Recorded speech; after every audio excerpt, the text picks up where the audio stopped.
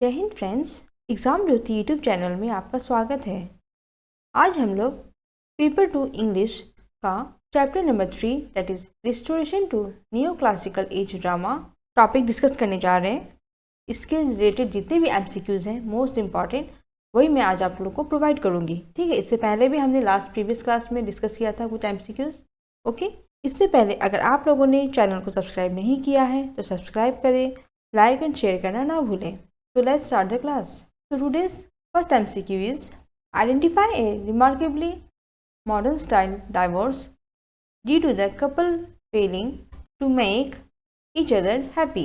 So आपको identify करना है मॉडर्न स्टाइल का डाइवोर्स, जिसमें क्यों होता है जब कपल जो होते हैं वो एक दूसरे को हैप्पी नहीं कर सकते हैं, उनमें अगर कुछ प्रॉब्लम्स आ जाती है तो डाइवोर्स होती है। तो आपको आइडेंटिफाई करना है remarkably modern style divorce. Okay, and the options are the commerce, the recruiting officer, the abuse stratagem, and our right answer is the abuse stratagem. Okay, our next question is which of the following women expose themselves to scandal by writing racist stories for the popular press? So इसमें से कौन सी women है जिसने expose किया था अपने आप को? ठीक है, दे एक्सपोज दैमसेल्व्स, उन लोगों ने अपने आप को एक्सपोज किया था, खुला करके बता दिया था, दिखा दिया था टू स्कैंडल, ओपन कर दिया था स्कैंडल में। स्कैंडल यानी कि इलीगल जो एक्शन लेते हैं ना, that is called scandal. Okay, तो by writing racist stories means जो थोड़ी फनी टाइप, जैसे आपको मसालेदार जो बातें होती है ना, उस टाइप की स्टोरीज को लिखकर उन्होंने प्रेस में फॉर द पॉपुलर प्रेस इस टाइप से उन्होंने लिखा था कहानी। ठीक है, और इस तरह से उन लोगों ने अपने आप को एक्सपोज किया था। इसमें से कौन सी वो औरत है? Okay, and we are to identify it, and the options are Charlotte Perkins Gilman, Mary Roth and Elizabeth Carey. Our second option is Aphra Brand, Delarivier Manley and Eliza Haywood. Our third option is Annie Finch, Annie Gilligrew and Lady Mary Wortley Montagu. Our last option is Rachel Spade, Catherine Phillips and Frances Burney. Our right answer is option number B, that is Alpha Brand, Della Riviere Brandy and Eliza Haywood. Okay, इन लोगों ने expose किया था। ठीक है, our next question is who is considered to have brought England in modern literature between 1660 and 1700 that combined a cosmopolitan outlook on the latest European trends with some of the richness of Chaucer and Shakespeare. इस question में क्या कहा गया है कि किसने, who is considered, किसे माना जाता है कि इंग्लैंड में उन्होंने एक नया लिटरेचर ला दिया।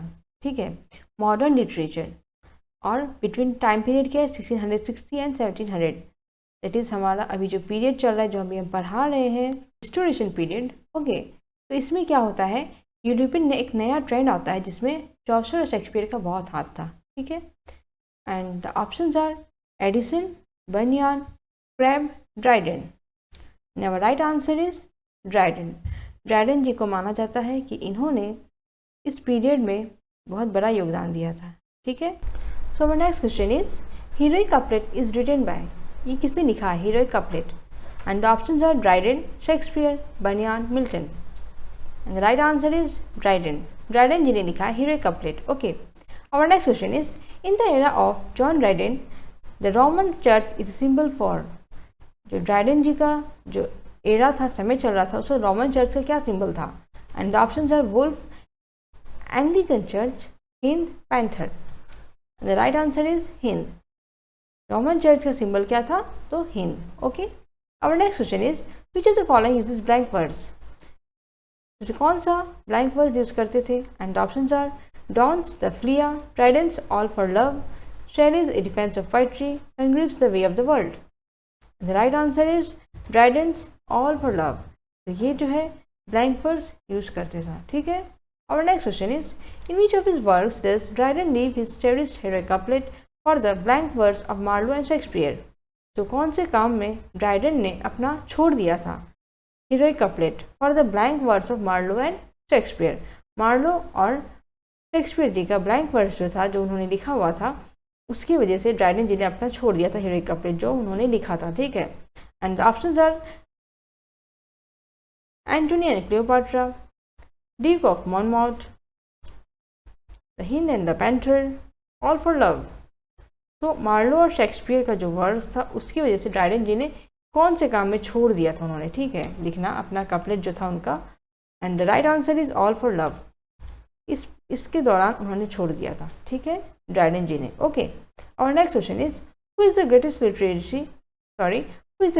Literary figure of the restoration, and in his work we have an excellent reflection as of both the good and the evil tendencies of the age in which he lived। So, जो restoration period है उसमें सबसे बड़ा literary figure कौन है? Means you have to mention the name of the author, ठीक है, जो लिटरेरी काम कर रहे थे, लिटरेरी फिगर जिन्होंने बहुत एक्सीलेंट रिफ्लेक्शन दिया था बोथ अच्छे काम में भी और इविल टेंडेंसी, जो इस एज में अच्छा और बुरा दोनों की तरफ उन्होंने दिखाया था, इन विच ही लिव्ड, उसमें वो रहते थे, ठीक है। तो कौन से वो ऑथर है, कौन से वो लिटरेरी फिगर है? And the options are Goldsmith, John Dryden, Waller, Congreve. The right answer is John Dryden. John Dryden ji greatest literary figure थे रेस्टोरेशन पीरियड के, ठीक है। और next question is the English satirist who use the sharp edge of praise to attack his victims was.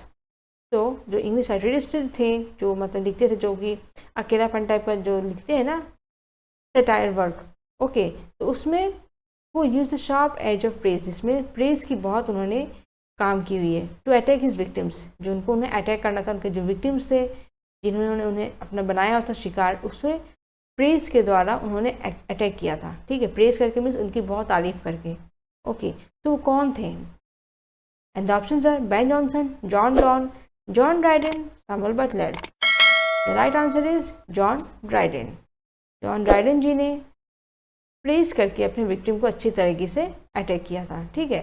तो कितने सारे तरीके होते हैं, है ना, जैसा हमने देखा अभी ड्राइडन जी का ये ट्रिक। ओके, आप देख रहे होंगे मैं टॉपिक वाइज दिखा रही हूँ, जिसमें हमारे आंसर्स जॉन ड्राइडन जी का सीरियल ही आ रहा है ना। दैट मीन्स मैं ऐसे टॉपिक वाइज इतनी अच्छे से कवर कर रही हूँ आप लोग को, ताकि आपको अच्छे से समझ में आ जाए, याद रह जाए कि कौन सा क्वेश्चन किस टाइप का आ सकता है, ठीक है, आपके यूजीसी नेट में। ओके, सो आप हमारी प्रीवियस वीडियोस भी देखते रहिएगा, जो मैं आपको पढ़ाती जा रही हूँ, प्रोवाइड कर रही हूँ एमसीक्यूज। ओके, बहुत हेल्पफुल रहेगा आपके लिए, यूजीसी नेट के लिए, ठीक है। और आप जितना हो सके उतना लाइक शेयर करिएगा, इससे आपके जो फ्रेंड्स हैं उन तक भी पहुँचेगा और सबको हेल्प होगा, ठीक है। ठीक है, चलिए अभी शुरू करते हैं next question. Why does Mark Antony initially mistrust his estranged best friend Dolabella in the play all for love? So Mark Antony जो है स्टार्टिंग में मिसट्रस्ट, उन्होंने विश्वास नहीं किया था अपने फ्रेंड को, स्ट्रेंज बेस्ट फ्रेंड डोलाबेला, कौन से प्ले में? तो ऑल फॉर लव। तो क्यों विश्वास नहीं किया था? Okay, and the options are Mark Antony secretly has strong feelings for Dolabella. Second option is Vanidius, who strongly wishes Mark Antony would leave Egypt, has invited Dolabella. Or third option is Dolabella is too loyal to Caesar Octavius to intercede on Mark Antony's behalf. And our last option is Dolabella admits he is attracted to Cleopatra. The right answer is Dolabella admits that he is attracted to Cleopatra।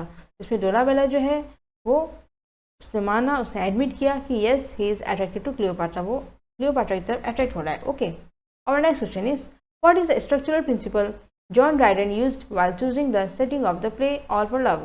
तो इसमें कौन सा structural principal Dryden ji ने use किया था जब वो all for love play का सेटिंग कर रहे थे, कर रहे थे, मतलब सेटिंग वगैरह काम चल रहा था इस प्ले का, तब उन्होंने कौन सा प्रिंसिपल यूज़ किया था? Okay, and the options are unity of time, place and action, French new classicism, decorum, extra stage. And the right answer is unity of time, place and action. जो set उन्होंने तैयार किया था उसमें उन्होंने principal क्या रखा था? टाइम, प्लेस और एक्शन सब एक साथ यूनिटी में हो, एक साथ हो, ठीक है, तभी कोई प्ले अच्छे से वर्क करेगा, है कि नहीं? Okay, our next question is which is the most significant objection to Mark Antony and Cleopatra's love in the play All for Love? So mark Antony और क्लियोपैट्रा का जो प्यार था, ओके, लव था, उसमें सबसे ज़्यादा इम्पॉर्टेंट ऑब्जेक्शन क्या था, मतलब वो अगेंस्ट से क्यों, in the play all for love, and you have to mention the identify the reason. Okay, so our options are: their love makes the Roman Empire and Egypt solely socio-politically vulnerable. They have not produced and hire. They are fickle. Their love is adulterous. And our right answer is: their love makes the Roman Empire and Egypt socio-politically vulnerable. यानी कि जो Roman empire था, उनका जो प्यार था, वो Roman empire को इजिप्ट का जो सोशल पॉलिटिकल कल्चर, मतलब जो फील्ड था, टोटली वल्नरेबल हो गया था, मतलब बहुत ही ख़राब सी कंडीशन आ गया था। ठीक है, our next question is how does Cleopatra characterize her that in the play all for love. तो क्लियोपैट्रा कैसे कैरेक्टराइज किया गया है इस प्ले में ऑल फॉर लव में, हर दैट जो मरी थी उसको किस तरह से दिखाया गया है। Okay, and options are: she calls it the winter of her life, she calls it her lover, she calls it as a shadow looming over her life, she calls it her wedding to Mark Antony. तो उन्होंने अपनी death को किस तरह से दर्शाया है। Okay, the right answer is she calls it her wedding to Mark Antony. Means उन्होंने जब मार्क एंटनी से शादी की तो उनका जो लाइफ था, दैट इज उससे कैरेक्टराइज किया गया था her death. Okay, Our next question is who is the protagonist in the play All for Love? All for Love में जो प्रोटेगोनिस्ट कौन है, यानी कि मेन लीड पे कौन है रोल प्ले कर रहा है। Okay, and the options are Cleopatra because she is the emotional centre of the play, option number B Mark Antony because this actions move the plot forward, number C Cleopatra because she never changes her mind about how much she loves Mark Antony, and our last option is Mark Antony because he is the noblest character in the play. The right answer is Mark Antony. जो main role play कर रहे थे कौन थे, mark Antony. क्यों? Because his actions move the plot forward, क्योंकि उनका जो एक्शन था उससे क्या हो रहा था, जो प्लॉट है, जो स्टेज का जो मेन जो थीम है, वो हम आगे की तरफ ले जा पा रहे थे। ठीक है, our next question is to whom does Octavia say she will give the love she previously reserved for Mark Antony in the play All for Love. तो ऑक्टाविया ने किसको कहा, टू हुम डज शी से, हाँ, Octavia ने किसको कहा था she will give the love, वो अपना प्यार दे देगी, she previously reserve for mark Antony, जो उसने प्यार को बचा के रखा था मार्क एंटनी के लिए। ठीक है, और कौन से प्ले में, ऑल फॉर लव में। And the options are Agrippina and Antonia, herself, Ventidius and Alexas Dolabella. The right answer is Agrippina and Antonia. तो इनके लिए उसने अपना क्या किया था, लव को दे दिया था, कुर्बान कर दिया था। Okay, our next question is in William Congreve's the way of the world though Mrs Millamant doesn't act it, Mrs Millamant actually dash Mirabell. तो विलियम जी का जो कॉन्ग्रीव वाला है उसमें the way of the world though Mrs Millamant doesn't act it, the way of the world जो है इसमें Mirabel ने कुछ किया नहीं, ठीक है, but she actually dash Mirabell, उसने क्या किया मिराबेल को। Okay, and the options are dislikes, bores, loves, frustrates. And the right answer is loves, उसने एक्चुअली में उसे मिराबेल को लव किया था। ओके, और next question is John Vanbrugh's dash was the sequel to Colley Cibber's love's last shift.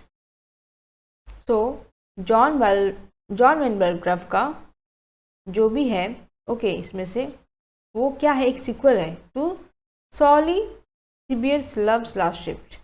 तो इनका जो ये लिखा हुआ है इसका एक सीक्वल है, इनमें से कौन सा है, वो जॉन वैनब्रग्राफ का है। Okay, and the options are the relapse or the virtue in danger, the provoked wife, the false friend, the mistake.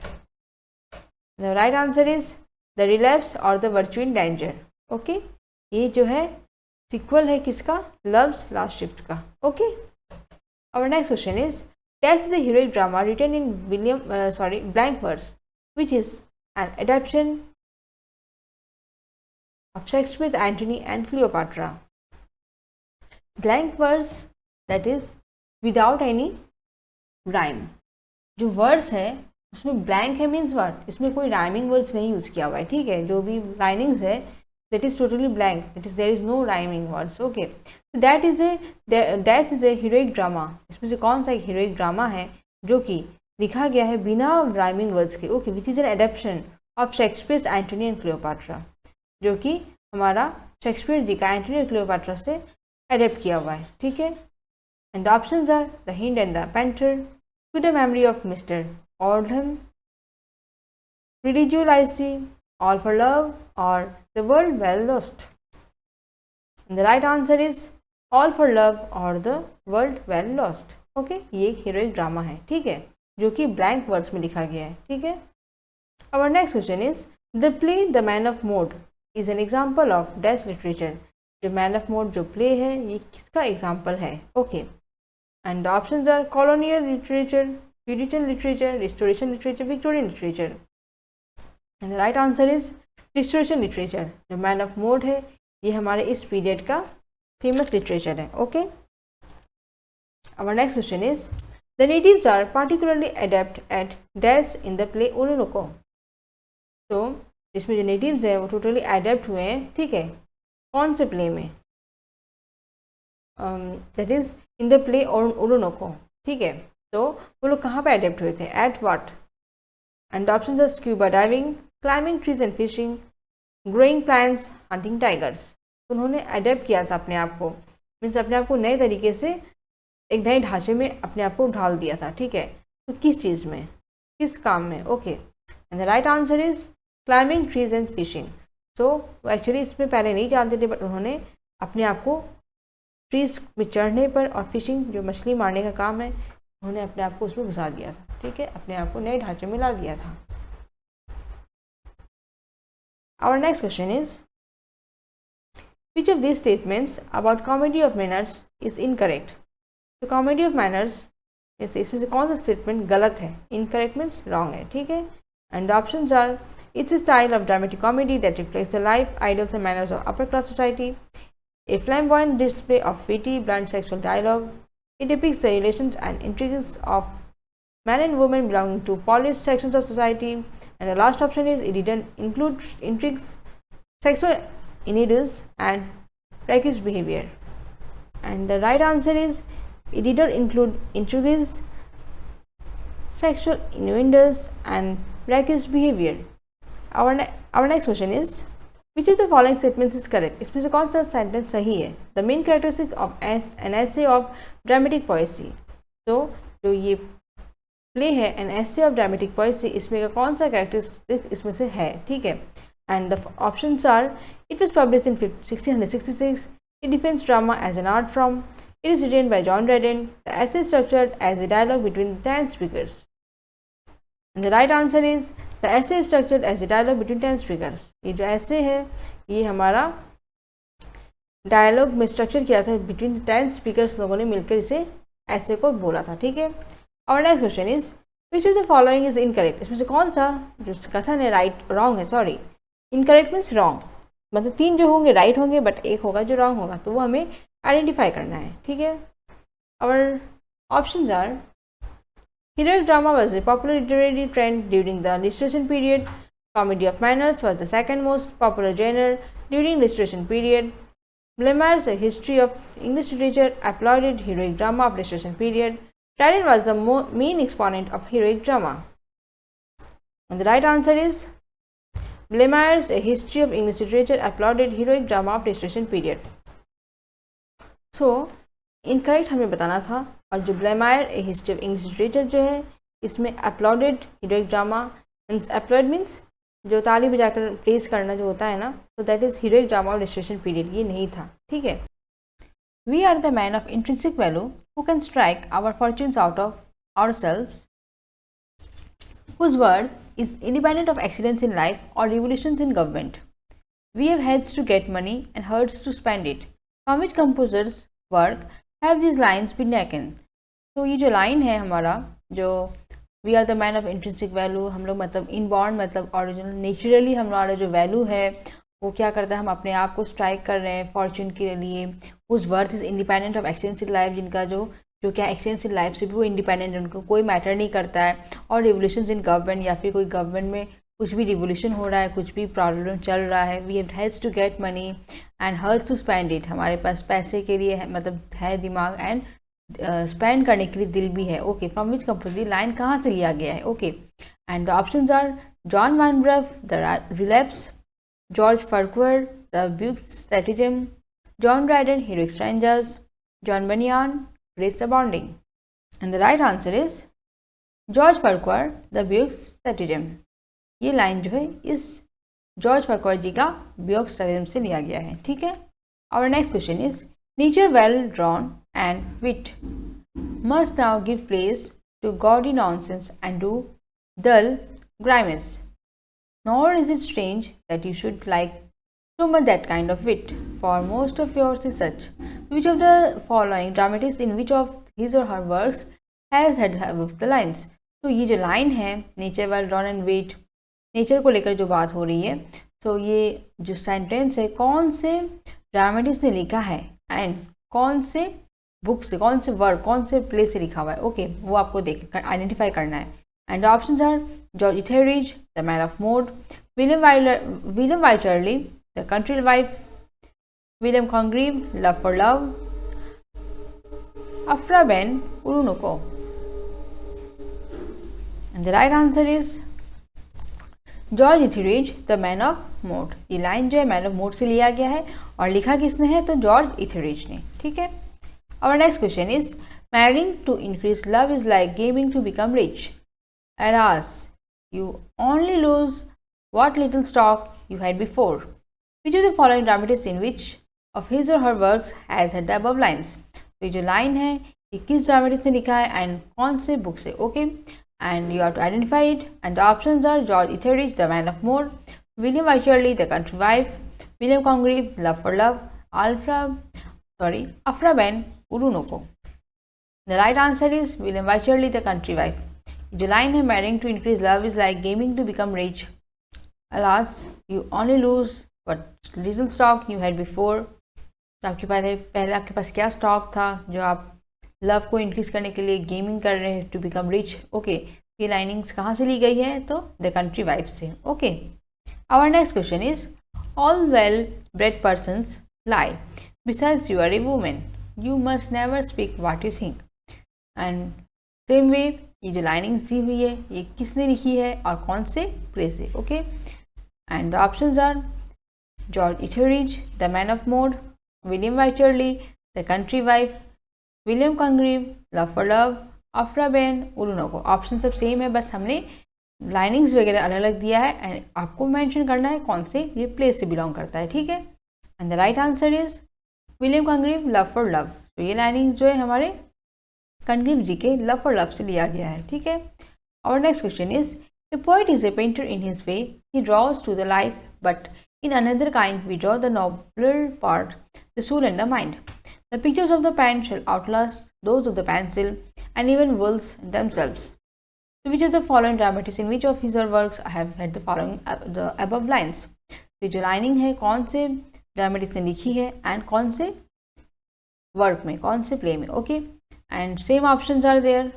Okay, तो जिसमें जो पोएट है, पेंटर है, ठीक है, इन हिज वे, लेकिन उनमें उसमें पेन की बातें चल रही है, तो आपको इस तरह से कनेक्ट करना होगा कि कौन सी बातें लाइनिंग्स में किसको मतलब दर्शा रही है। ठीक है, और इस हिसाब से हमारा कौन सा प्ले हो सकता है हमें आइडिया लगाना होगा। ठीक है, and the right answer is Aphra Behn Oroonoko. Oroonoko में क्या है, हमारा पेंटर यानी कि पोएट जो है पेंटर है, पेंटर वाली बातें चल रही है, इसमें पेन की बात रहेंगी। ठीक है, इस तरह से हमें आइडेंटिफाई करना होगा। Okay, our next question is Willmore ने if you part so let me die like a bird upon a bough at a sheriff's charge by heaven, both the Indies shall not buy thee from me.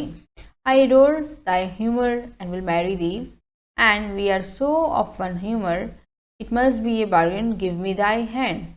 Kisses her hand, and now let the blind ones, love and fortune, do their worst. And which of the following dramatists in which of his or her works has had the above lines? So ये जो linings है कौन से dramatist ने लिखी है and कौन से प्ले में। And options are Aphra Behn the rover. अब की बार लेकिन हमारे जो ऑप्शंस है मीन्स जो उनकी जो राइटिंग्स है वो थोड़ी अलग है, चेंज की हुई है, ठीक है। And John Vanbrugh the provoked wife, George Farquhar the constant couple और a trip to the jubilee, and last option is John Dryden orange. The right answer is Aphra Behn the rover. ये जो linings है rover से ली गई है और rover किसने लिखी है, तो अफ्रा बेन ने, ठीक है। Our next question is fantastic fortune thou deceitful light that treats the weary traveler by night, though on a precipice each step you tread, I am resolved to follow where you lead. Which of the following statements in each of his or her works has had the above lines? तो ये जो linings है कौन से dramatist ने लिखी and कौन से बुक से, okay. You have to identify the name of the book also even, okay. तो एंड द ऑप्शंस आर अल्फा Behn the rover, John Dryden all for love, Oliver Goldsmith the she stoops to conquer, and Henry Fielding the history of Tom Jones a foundling. The right answer is Aphra Behn the rover. तो ये वाली जो linings है again rover से ली गई है, ठीक है। Our next question is Shield me, kind heaven, what an inundation of impedance is here coming upon us. So which of the following dramatists in which of 2009 his or her works has had the above lines? तो किसने लिखी है और कौन से place में है, आपको आइडेंटिफाई करना है, okay. And the options are अल्फा Behn the rover, John Vanbrugh the provoked wife, George Farquhar the constant couple और a trip to the jubilee, John Dryden orange. तो इसमें आपने देखा हुआ है कि हम बहुत सारे क्वेश्चन ऐसे डिस्कस कर रहे हैं जो उस प्ले के बीच में लिखा हुआ वर्सेस वगैरह है, ठीक है। तो हमने वहाँ से मैंने स्पेशली वर्सेस वगैरह कुछ इंपॉर्टेंट लाइनिंग्स मैंने देखा है और लाया है हमारे वीडियो में, ताकि आप उससे अच्छे से पढ़ सकें। अगर इस टाइप के क्वेश्चन अगर आते हैं कि लाइनिंग कौन से बुक्स है, आइडेंटिफाई द ऑथर, तो आप इजीली कर पाएंगे, ठीक है। इसलिए मैंने ऐसे टाइप के बहुत सारे क्वेश्चन प्रोवाइड किए हैं, ठीक है। It will be very much beneficial for all of you. Okay, so now let's know the answer. It's John Van Bruff, The Provoked Wife. ये जो लाइनिंग्स है The Provoked Wife से ली गई है, ठीक है। Our next question is, I have told my passion, my eyes have spoke it, my tongue pronounced it, and my pen declared it. So I have signed it, wrote it, and subscribed it. Now my heart is full of you, my head raves of you, and my hand writes to you, but all in vain. So which of the following dramatists in which of his or her works has had the above lines? तो बोल रहे हैं इसमें कि जो lining से किसने लिखी है और कौन से प्ले से, okay. And the options are अल्फा Behn the rover, John Vanbrugh the provoked wife, George Farquhar the constant couple और a trip to the Jubilee, and last option is John Dryden Orange. And the right answer is George Farquhar, The Constant Couple or A Trip to the Jubilee. Okay. Our next question is, when I consider life ties is all they cheat, yet full with hope, man favor the decide. Trust on and think tomorrow will repay. Tomorrow's falser than the former day. Lies wars, and while it says we shall be blessed with some new joys, cuts off what we possess. Which of the following dramatists in which of his or works has had the above lines? ये linings किसने लिखी है और कौन से play से है, and you are to identify it, okay. And the options are अल्फा Behn the rover, John Vanbrugh the provoked Wife, John Farquhar the constant couple और a trip to the Jubilee, and last option is John Dryden Orange. The right answer is John Dryden Orange. So ये जो linings है ये हमारे orange से ली गई है, ठीक है। Our next question is, all is not gold that glitters, pleasure seems sweet but proves a glass of bitters, okay. Which of the following dramatists in which of his or works has had the above lines? तो इसमें जो बातें कही गई है ये किसने लिखी है और कौन से किताब में ये मेंशन की हुई है, ठीक है। And we are to identify it, okay. And the options are Oliver Goldsmith, He Stoops to Conquer, Oliver Goldsmith, The Good-Natured Man, Joseph Addison, Cato, Richard Steele, The Lion Lover. And the right answer is Joseph Addison, Cato. Cato से line ली गई है, ठीक है। Our next question is, modesty seldom resides in a breast that is not enriched with nobler virtues. Same this line कहाँ से ली गई है, ठीक है।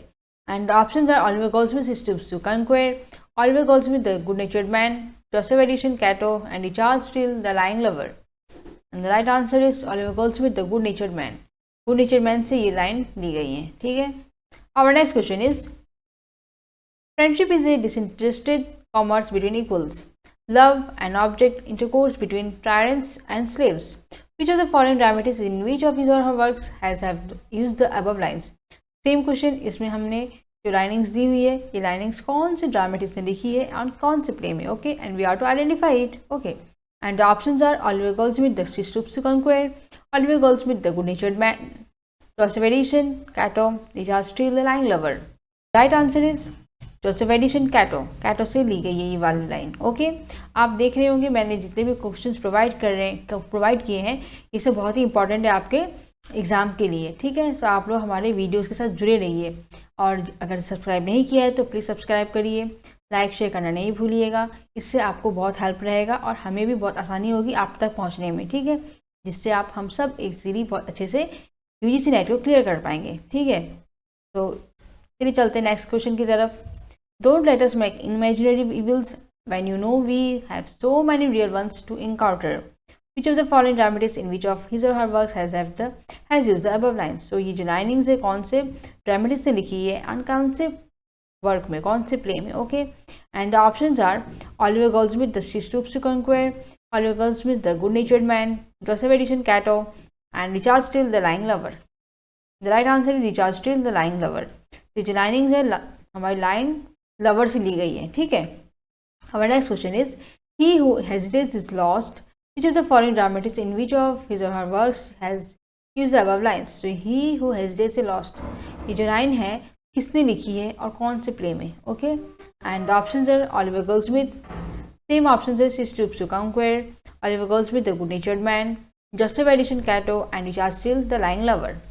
The right answer is Richard Steele the Lying Lover. So today हम आज का ये हमारा लास्ट क्वेश्चन था. आशा करते हो आपको हमारा वीडियोस क्वेश्चंस MCQs बहुत पसंद आया होगा, इंटरेस्टिंग लगा होगा और इम्पॉर्टेंट भी लगा होगा. तो अगर आपको हमारा क्लास पसंद आया दैन आप हमारे वीडियोस को लाइक शेयर करना नहीं भूलिएगा. अगर सब्सक्राइब नहीं किया सब्सक्राइब कर दीजिएगा. Thank you. जय हिंद.